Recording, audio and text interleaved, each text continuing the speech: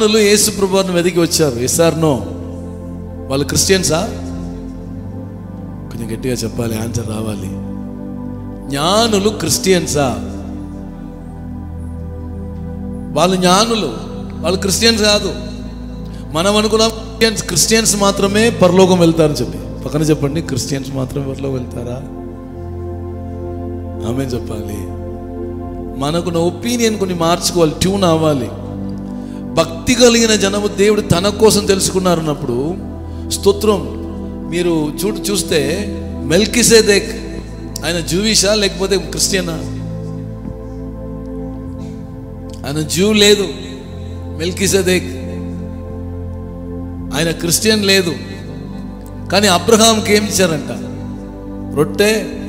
అంటే దేవుని భక్తితో వెదకుచున్న ఎవరిని కూడా దేవుడు స్తోత్రం తన కోసం తెలుసుకుంటారు.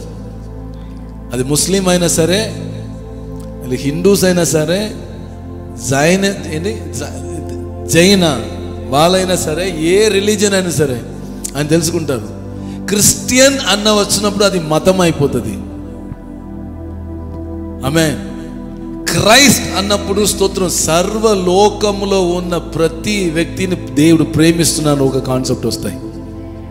పక్కన చెప్పండి, క్రిస్టియన్స్కే లేదా పరిస్థితి ఎట్లా ఉందా? ఆమేన్. ఆ భక్తిని దేవుడు ఎట్లా చూస్తున్నారంటే, మనము చర్చికి రావడం అన్నది ఒక క్రమం అనుకుంటున్నాము.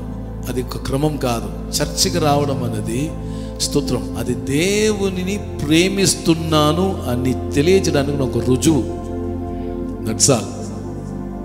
సెకండ్ థింగ్, నేను దేవుని యొక్క సన్నిధిలో ఉండి నేను దేవుని గురించి ఇంకా ఒక్క నాలెడ్జ్ నేను పెంచుకోబోతున్నాను. అందుకొరకే సంఘంకి వస్తున్నాను. అది ఒక క్రమం కాదు, అది ఒక చట్టం లేదు, ఒక రూల్ లేదు. రెండు విషయం అక్కడ ఉంది. ఒకటి, నేను దేవుని ప్రేమిస్తున్నాను. నా పూర్ణ పాటలు పాడడం కాదు, పూర్ణ హృదయంతో పూర్ణ మనసుతో అట్లా కాదు, అది action.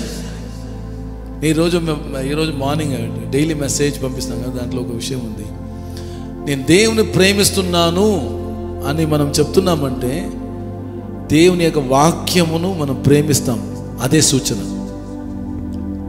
I love you lord అన్నది చాలా ఈజీ, కానీ I will meditate word of God అన్నది కొంచెం కష్టం. ఐ లవ్ యూ లార్డ్ చెప్పడం ఒక 2 సెకండ్లు అయిపోతుంది.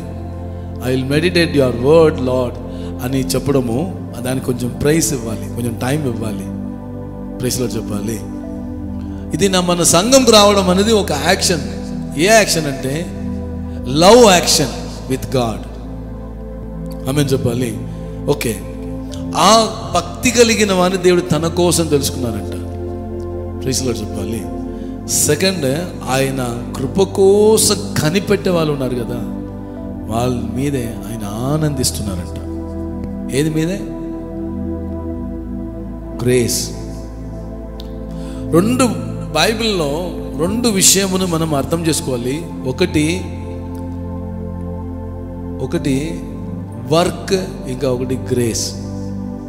ప్రైజ్ లార్డ్ చెప్పాలి. ఒకటి ఏంటి? వర్క్, ఇంకా ఒకటి గ్రేస్. మనకి ఓల్డ్ టెస్ట్మెంట్ నేర్పిస్తున్న ప్రతి విషయం ఏం తెలుసా? నీ ఇది చెయ్యి, ఇది చేయకుండా ఉండు. It's called work. Praise Lord చెప్పాలి.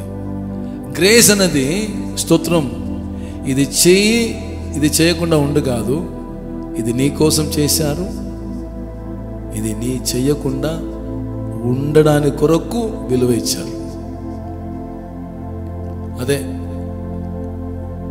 Old testament depend upon flesh or human ability. New testament depend upon Christ ability. చెప్పాలి. ఓల్డ్ టెస్ట్మెంట్లో మనం ఏదైనా చెయ్యాలి, చేసినా మనకు రిటర్న్ వస్తుంది. కానీ న్యూ టెస్ట్మెంట్లో ఏదైనా చెయ్యడం కాదు, స్తోత్రం, మనము విశ్వసించాలి.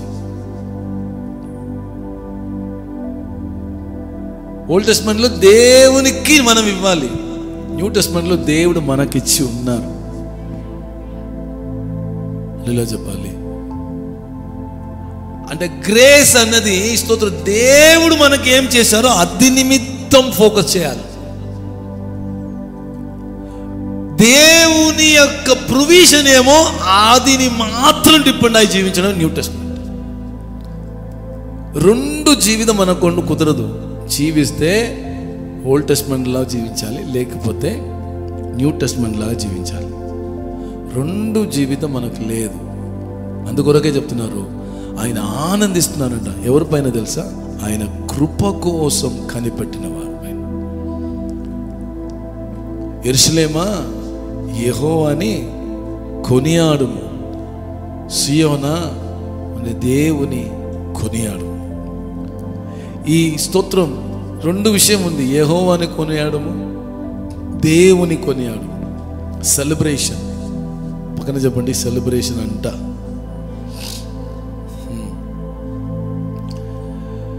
దేవుని సెలబ్రేట్ చేయడం అన్నది స్తోత్రం.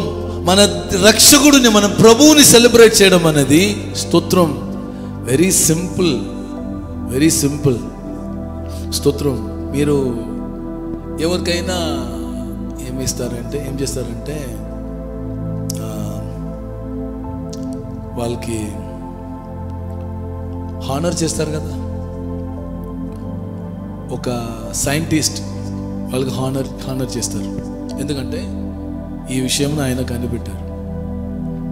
ఏదైనా అచీవ్ చేశారంటే వాళ్ళని, ఇప్పుడు వరల్డ్ కప్ క్రికెట్ గెలిచారు అనుకోండి, గెలిచారు ఆస్ట్రేలియా, ఆ గవర్నమెంట్ ఏం చేస్తారు? వాళ్ళు తీసుకువచ్చి ఇక్కడ గెలిచారు ఇండియాలో, కానీ వాళ్ళ గవర్నమెంట్ తీసుకువెళ్ళి వాళ్ళు పీపుల్స్ ముందు నిలిపించి వాళ్ళని హానర్ చేయడము, గౌరవపరచడము, స్తోత్రం సెలబ్రేట్ చేయడము. ఎందుకు ఆ సెలబ్రేషన్? ఎందుకు? ఆ వ్యక్తి చేసిన అచీవ్మెంట్. ఓల్డ్ టెస్ట్మెంట్ ఎప్పుడు కూడా దేవుని సెలబ్రేట్ చేసిన విషయం కాదు. ఓల్డ్ టెస్ట్మెంట్లో మనిషి ఏం చేశారో అది నిమిత్తం ఆశీర్వాదం వస్తుంది. అక్కడ టెస్టిమనీ ఎవరి ద్వారా? అక్కడ టెస్టిమనీ ఎవరి ద్వారా వస్తుంది? మనిషి ద్వారానే. నేను పెంచిన గొర్రె పిల్ల ద్వారా నాకు ఒక సంవత్సరము పాప విమోక్షణం వస్తుంది, అది నిమిత్తం శాపం పోయింది, అది నిమిత్తము రోగం పోయింది, అది నిమిత్తము దారిద్రం పోయింది, అది నిమిత్తం ఐశ్వర్యం వచ్చింది, అది నిమిత్తం హార్వెస్ట్ వస్తుంది. ఒకడు వచ్చి చెప్తున్నారు, ఆయన ఏం చెప్తారు? ఆయన టెస్టిమనీ ఏంటి? నా జీవితం ఇట్లా ఉండే, నా ఇంట్లో ఒక గొర్రెపిల్ల ఉంది, ఆ గొర్రెపిల్లని నేను వధించాను. అక్కడ అన్నీ ఏమి? నా ఇల్లు, నా కష్టం, నా గొర్రెపిల్ల, నేను వధించాను, నేను ఇచ్చాను, నేను దీవించబడ్డాను. ప్రైజ్ లార్డ్ చెప్పాలి.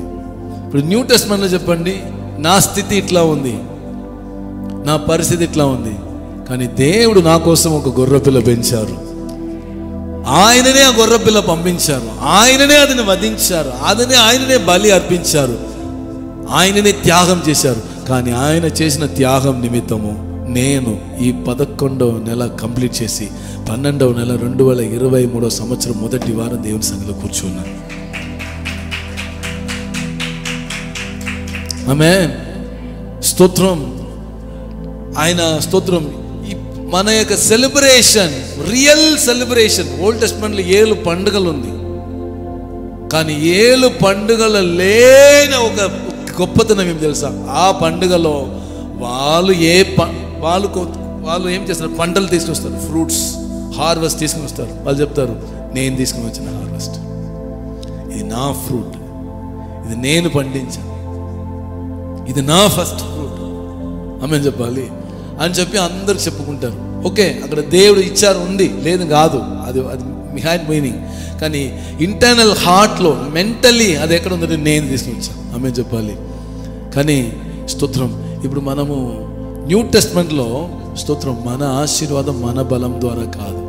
ఎందుకంటే యేసయ్య ఒక ప్రార్థన చేశారు, దేవా తండ్రి, నేను ఈ లోక సంబంధమైన వాడు కారు, అటువలనే నన్ను వెంబడిస్తున్న నా శిష్యులు లోక సంబంధమైన వాళ్ళు కాదు, ఈ లోకం నాకు అనురూపంగా లేదు, అది ఆ రీతిగానే ఈ లోకం వీళ్ళు కూడా అనురూపంగా ఉండదు. కాబట్టి నీవు నాకు ఇచ్చిన మహిమని వీళ్ళకిచ్చి నేను వాళ్ళని ఘనపరుస్తున్నాను. నీవు నాకు ఇచ్చిన మహిమ ద్వారా వీళ్ళను నీవు ఘనపరచుము.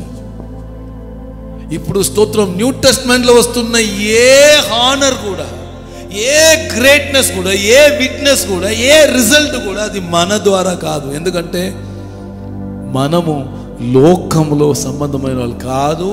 ఈ లోకం మనకు అనురూపంగా లేదు. మనం తింటున్న స్తోత్రం తిండి కావచ్చు, వస్త్రం కావచ్చు, స్తోత్రం పానీయం కావచ్చు, మన నివాస స్థలం కావచ్చు, అది దేవుడే మనకు అనుగ్రహించేది. కాబట్టి హల్లెలూయా చెప్పాలి. ఓకే, ఇదే మన విశ్వాసం, ఇదే న్యూ టెస్ట్మెంట్ ఫెయిత్. ఇక్కడనే దేవుని కొనియాడుచున్నది, లేకపోతే దేవుని సెలబ్రేట్ చేసిన ఒక అనుభవం వస్తుంది.